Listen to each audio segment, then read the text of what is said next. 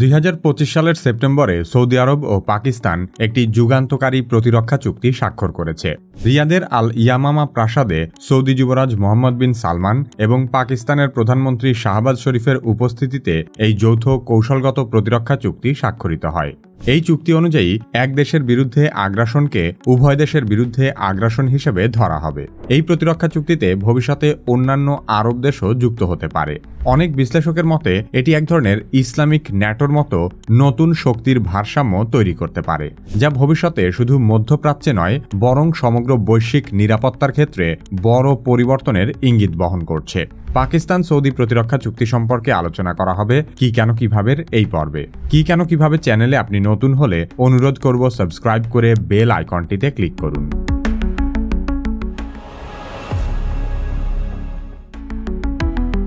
স্বাধীনতার পর পাকিস্তানকে স্বীকৃতি দেওয়া প্রথম দিকের দেশগুলোর একটি হল সৌদি আরব। 1951 সালে দুই দেশ প্রথম আনুষ্ঠানিকভাবে একটি বন্ধুত্বপূর্ণ চুক্তি স্বাক্ষর করে, যা ভবিষ্যতের সব ধরনের রাজনৈতিক, সামরিক ও অর্থনৈতিক সহযোগিতার ভিত্তি হয়ে ওঠে। 1967 সাল থেকে পাকিস্তানি সেনারা নিয়মিতভাবে সৌদি সেনাদের প্রশিক্ষণ দিয়ে আসছে। সরকারি হিসেব অনুযায়ী এ পর্যন্ত প্রায় 8000 সৌদি সেনা পাকিস্তানি সেনাদের কাছ থেকে প্রশিক্ষণ নিয়েছে। শুধু প্রশিক্ষণই নয়, পাকিস্তানি সামরিক পরামর্শক ও সেনারা দীর্ঘ সময় সৌদিতে মোতায়েন থেকেছে। এর ফলে সৌদি সেনাদের পেশাগত দক্ষতা বাড়ার পাশাপাশি দুই দেশের সেনাবাহিনীর মধ্যে নিবিড় বন্ধন গড়ে ওঠে। 1979 সালে মক্কার পবিত্র মসজিদুল হারাম যখন সশস্ত্র জঙ্গিরা দখল করে নেয়, তখন পরিস্থিতি সামাল দিতে সৌদি বাহিনীর সঙ্গে পাকিস্তানি সেনারাও অংশ নিয়েছিল। তারা একসঙ্গে অভিযান চালিয়ে পবিত্র স্থান পুনরুদ্ধার করে, যা ইতিহাসে দুই দেশের সামরিক সহযোগিতার সবচেয়ে গুরুত্বপূর্ণ দৃষ্টান্ত হিসেবে বিবেচিত হয়। সামরিক ক্ষেত্র ছাড়াও অর্থনৈতিক সহযোগিতায় সৌদি আরব বারবার পাকিস্তানের পাশে দাঁড়িয়েছে।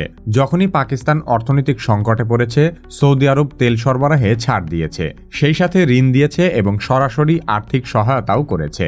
বিশেষ করে সর্বশেষ 2018 ও 24 সালে সৌদি আরব কয়েক বিলিয়ন ডলার পাকিস্তানের রিজার্ভে জমা রেখেছিল, যাতে দেশটির বৈদেশিক মুদ্রার সংকট সামাল দেওয়া যায়। ফলে সৌদি আরব ও পাকিস্তানের সম্পর্ক কেবল রাজনৈতিক বা সামরিক পর্যায়েই সীমিত নয়, বরং তা বহু দশকের ভ্রাতৃত্বপূর্ণ আস্থা, ধর্মীয় বন্ধন এবং পারস্পরিক সহায়তার উপর দাঁড়িয়ে আছে। এই ঐতিহাসিক বন্ধুত্বই 2025 সালের প্রতিরক্ষা চুক্তিকে স্বাভাবিক ও প্রত্যাশিত করে তুলেছে। সাম্প্রতিক সময়ের আঞ্চলিক ও বৈশ্বিক পরিস্থিতি সৌদি আরবকে নতুন নিরাপত্তা কৌশল খুঁজতে বাধ্য করেছে। বিশেষ করে কাতারের রাজধানী দোহায় ইসরায়েলি হামলা, গাজায় চলমান সংঘাত এবং ইরানের ক্রমবর্ধমান প্রভাব সৌদি নেতৃত্বের জন্য এক বড় উদ্বেগের বিষয় হয়ে দাঁড়িয়েছে।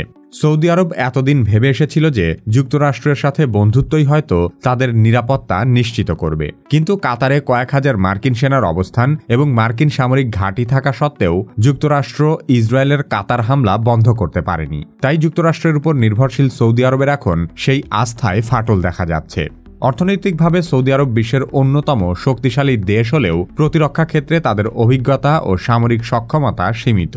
বিশাল অঙ্কের অর্থ ব্যয় করে উন্নত অস্ত্র কেনা হলেও তা কার্যকরভাবে ব্যবহার করার মতো যুদ্ধের অভিজ্ঞতা সৌদি বাহিনীর নেই। বিপরীতে পাকিস্তান অর্থনৈতিক সংকটে জর্জরিত হলেও তাদের হাতে রয়েছে একদিকে পারমাণবিক শক্তি, অন্যদিকে দীর্ঘদিনের যুদ্ধ ও সংঘাতে পরীক্ষিত সেনাবাহিনী। পাকিস্তান আফগান যুদ্ধ থেকে শুরু করে ভারত পাকিস্তান সংঘাত পর্যন্ত নানা অভিজ্ঞতা সঞ্চয় করেছে। সৌদির জন্য এটি এক গুরুত্বপূর্ণ সম্পদ।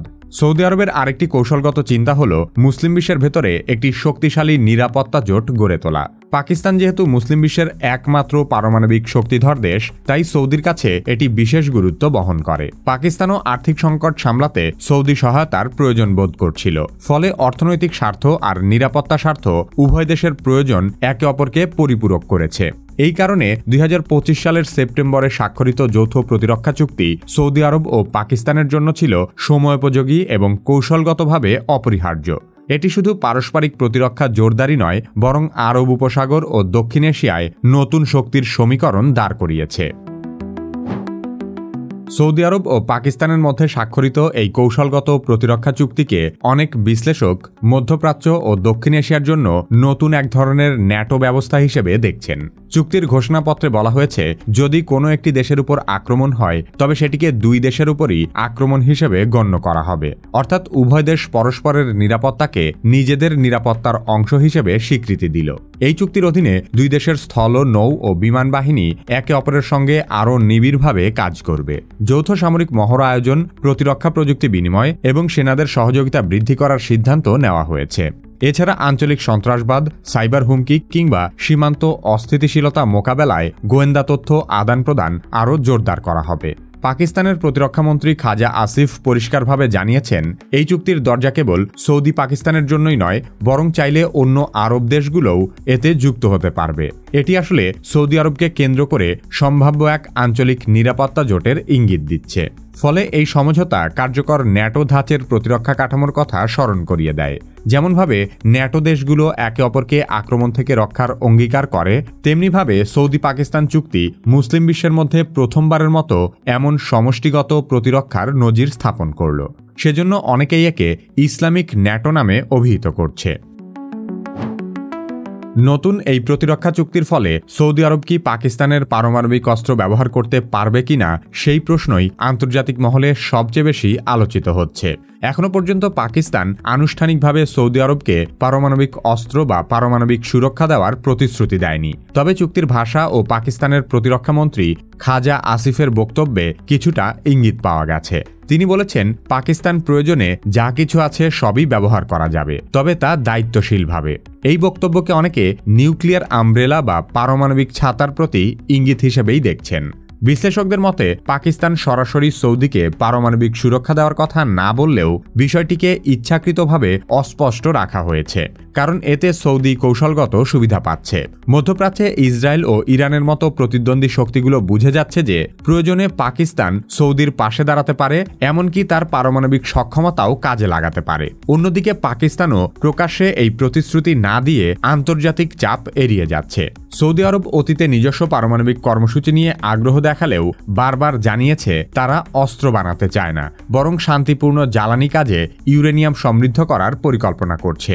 কিন্তু সৌদি যুবরাজ মোহাম্মদ বিন সালমান অতীতে অনানুষ্ঠানিকভাবে বলেছিলেন, আমার বোমা বানানোর জন্য ইউরেনিয়াম দরকার নেই, আমি চাইলে পাকিস্তান থেকে কিনে নিতে পারবো।